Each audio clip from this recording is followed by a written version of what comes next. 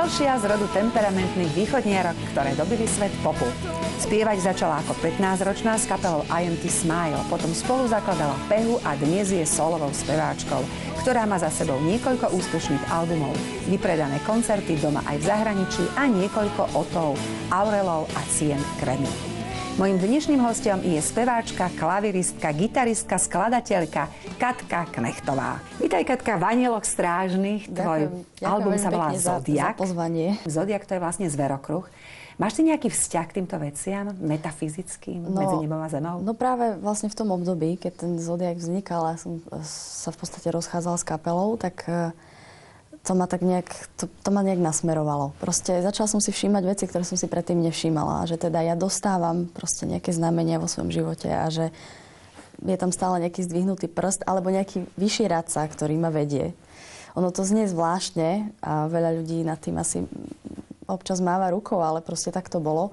A preto som to vlastne ten album aj takto nazvala. Lebo mám pocit, že tam bolo to vedenie, že kto na tú cestu, ktorou idem práve teraz. No, aké bolo takéto špeciálne vnúknutie, že si nechala Pehu a dala si sa na solovú dráhu speváčky? Vieš čo, tam bolo viac vecí. Jednak tá túžba proste sa posunúť niekam ďalej. A myslím si, že my sme sa v podstate ľudské aj muzikantsky v tom období vyčerpali.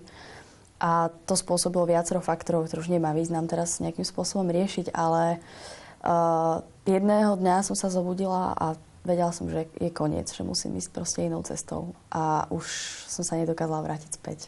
Máš vo zvyku napríklad aj vyhliadať niekedy nejakú jasnovitku alebo nejakého človeka, ktorý sa týmto zaoberá, prípadne nejaké taroty, anielské karty? Vieš čo, párkrát sa mi to naozaj stalo, priznám sa, pretože občas človek nechce počúvať ten svoj vnútorný hlas, ktorý mu veľmi jasne hovorí, čo má robiť, kedy a ako. Ale samozrejme, že tá bitka a to hľadanie rovnováhy srdce versus rozum je vždycky takto na vážkach. Takže vtedy, myslím, v takom období väčšinou človek vyhľadáva takúto pomoc alebo respektíve odpoveď na tie otázky. Takže áno. A stalo sa už niekedy, že naozaj ti predpovedala tá veštica alebo jasné? Jasné, áno. Napríklad havária. Ach jaj. To som mala predpovedané, že si mám dať pozor, že mi hrozí nejaká havária. A ono sa to potom stalo.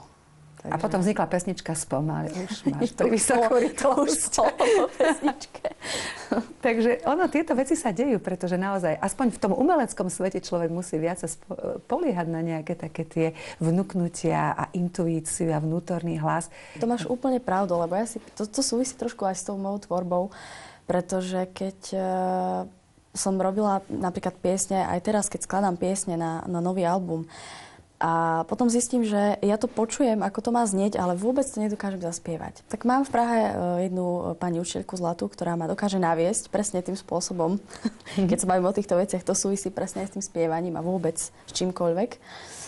A tam hore niekto vie, že ti to vieš zaspievať. Takže proste už len musíme nájsť ten spôsob, ako sa k tomu dostať. Ale to by všetci chceli mať takú učiteľku, ktorá dokáže odblokovať také tie negatívne energie a potom dokážu vypustiť zo seba tú úžasnú myšlienku, alebo to. No. Ako si sa dostala k takejto učiteľke? To aj trvalo veľmi, lebo ja som mala zo pár takých nejakých hlasových pedagógov, pretože keď sme mali s Pehou tak strašne veľa koncertov, bolo prám šialené, tak miestami to už bolo neúnosné a ja som sa bála trošku, aby som neprišla o hlas. Našťastie potom boli aj nejaké vyšetrenia, tak hlasivky boli úplne v poriadku, čo tiež považujem za dar od Boha, takéto silné hlasivky. Tým, že ja som v podstate začínala ako samouk a učili ma len okolnosti alebo ľudia okolo mňa. A že tú najtvrdšiu prácu, proste, čo som sa naučila, tak to sa práve týkalo práce v štúdiu, keď sme točili s Pehou albumy. A to si myslíš, že teda do toho dávaš strašne veľa za tým mikrofónom a ten mikrofón ti povie pravdu, že tam nie je nič a navyše je to aj falošné a proste technicky tá slovenčina takisto si vyžaduje svoje, tam proste človek musí artikulovať a je to zložité, je to alchýmia svojím spôsobom. Tak a že ja ho ovládam fakt na také mizivé percento a človek sa chce stále zlepšovať, tak proste hľadá človeka, ktorý toto vníma a môže mu s tým pomôcť a zároveň ťa nepokazí, lebo toto je naozaj veľmi špecifický druh spievania v tejto, ako dá sa povedať, popovej hudbe. Čiže ona tieto veci naozaj vie. Takže jej dôverujem a pomáha mi naozaj. Cítim to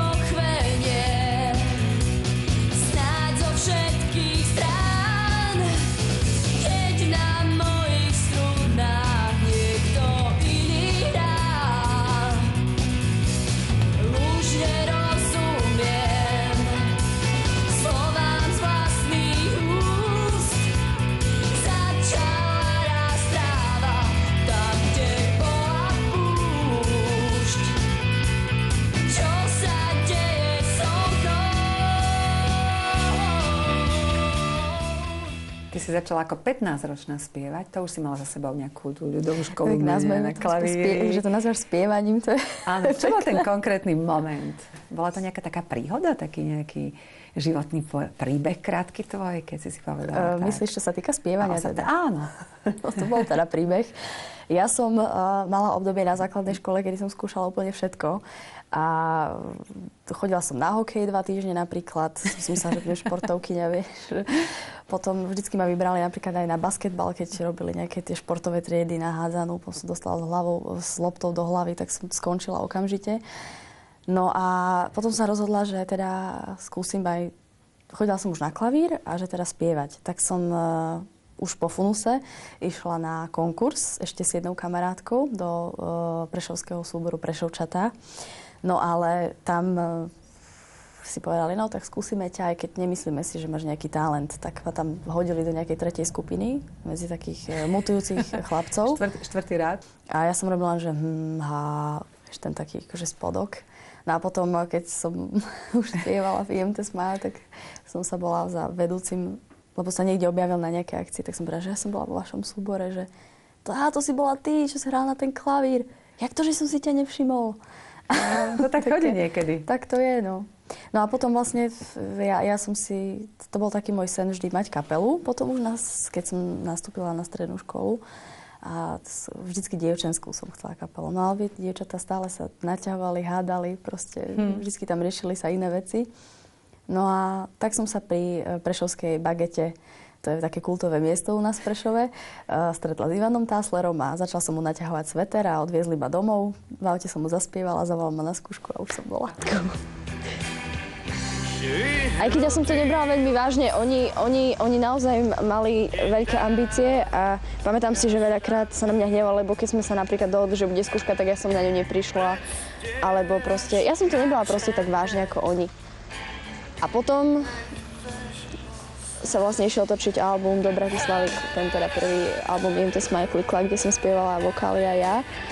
A celé to bolo pre mňa, ako naozaj, ako som už spomínala, ja som si to veľmi v tom čase neuvedomovala. Bolo to také, dá sa povedať, veľké dobrodružstvo a do istej miery taká malá výzva pre mňa, že mi v živote naozaj nenapadlo, že budem spievať, takže...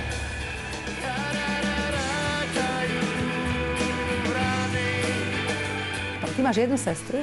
Áno. Vy ste neboli taká rodina spevácka? Kto spieval vo vašej rodine? Mama, otec? Čo robil? Otec hral v kapele. No prosím. Otec hral v kapele, no. Na basu, ešte aj dodnes hráva. Tak si pamätám, že on to bol taký najväčší kritik z začiatku, teraz kritizujem ja jeho. Tak sme si to vymenili. Ale mama bola tá, čo som sedela, lebo ja som mal lenivý, mne sa nechcelo cvičiť.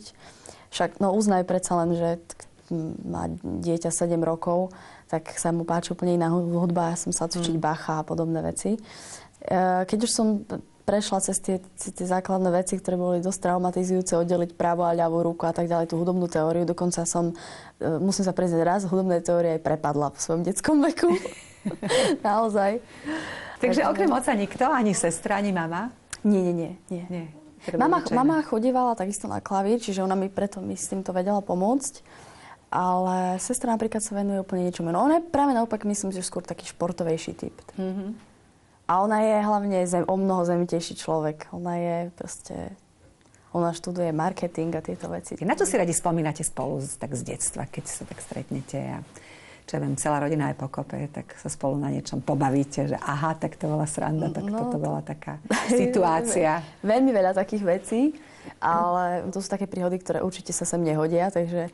Ale dáme takú, ktorá sa hodí. Čo sa týka sestry, tak ja si pamätám na obdobie, kedy som sa chovala despoticky, keďže som bola starší súrodenec, tak som si všeličo testovala na svojom mladšom súrodencovi. No ale potom prišiel bod zlomu a hrali sme sa raz na judo, bitka, a sestra ma prehodila cez seba, ma zmlatila ako žito a vtedy sa to skončilo. Odvtedy ju musím rešpektovať. Dohrali sme niečo v tom mrholení. Kto je tu víťaz a kto porazený? Dajú rany, nečude mrholí.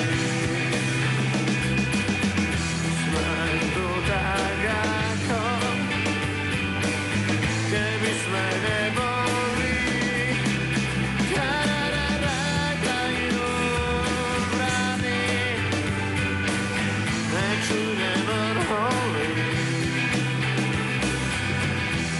No aké boli časy u Ivana Taslera, lebo to nejako dlho sa nezohriala a hneď si zakladala skupinu PH.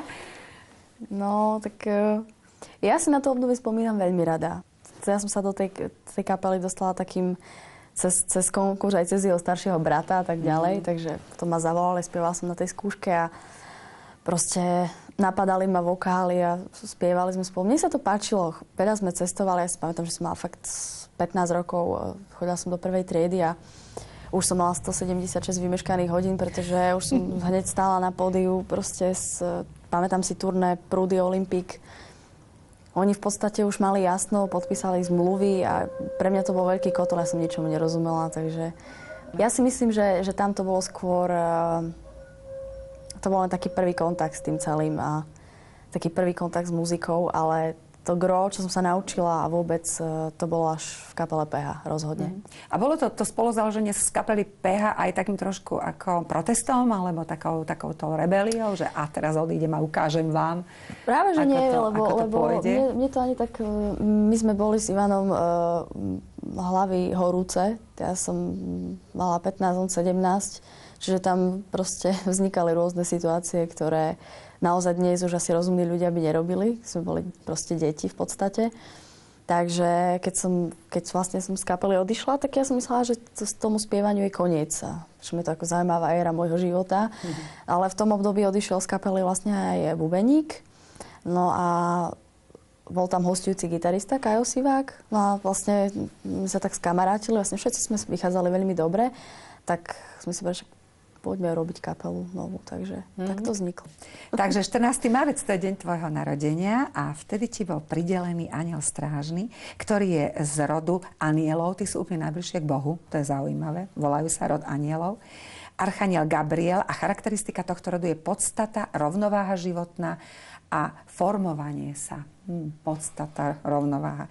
Áno, mávaš ty takú akože životnú rovnováhu, že vieš presne ustrážiť, čo je to emotívne, čo je to racionálne, čo by si mohla, čo nie. Neženieš sa nejako bez hlavo do veci. Ja si myslím, že to človek naháňa celý život. A sú obdobia v živote, kedy to človek zvláda lepšie, inokedy horšie. Ale rozhodne je to lepšie teraz, ako to bolo kedykoľvek predtým. Pretože naozaj si asi človek musí prejsť určité veci, aby sa na to dokázal pozrieť aj sám na seba, proste z určitého nadhľadu. Takže myslím si, že teraz je to o mnoho lepšie.